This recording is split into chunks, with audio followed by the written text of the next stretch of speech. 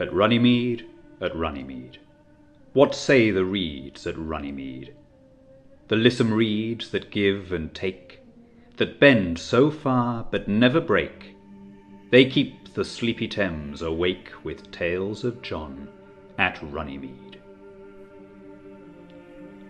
800 years ago, in these meadows, people decided that there was something bigger than the government, something so powerful that it stood above the barons and the bishops and the king, something that you couldn't see or hear or touch or taste, but that bound the monarch as surely as it bound his meanest subject.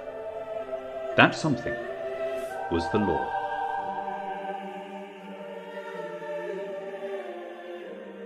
The sealing of Magna Carta here at Runnymede was an event of planetary significance.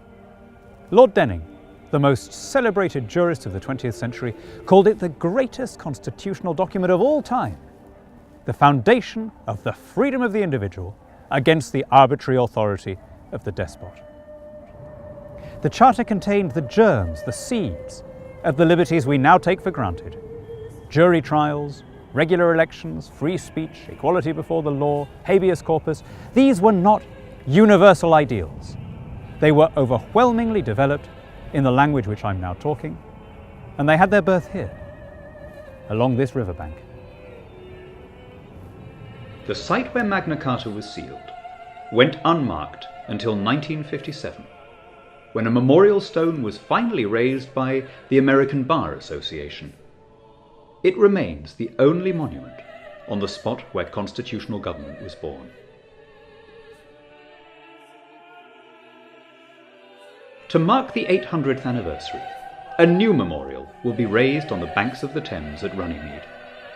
The Queen has given her permission for a statue, the last, she says, that she'll authorise during her reign. The sculptor, James Butler, is one of Britain's leading figurative artists.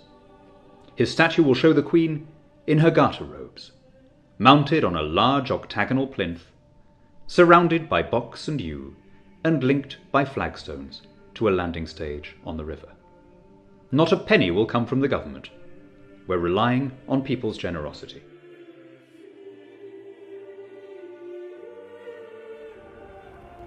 Please help us to mark this extraordinary anniversary. We hope that people throughout the world, but especially in English-speaking countries, heirs to our joint patrimony, free peoples living under common law, might contribute. We are not simply a random set of individuals. Whichever land our grandparents were born in, we are now heirs to an extraordinary and unique shared inheritance. It's our duty to pass that inheritance on intact to our children. The day may come when our power wanes and all our pomp of yesterday is one with Nineveh and Tyre. But as long as English is spoken, and as long as we recall what happened here, we will never be just another people. Remember, after all these years, the Charter signed at Runnymede.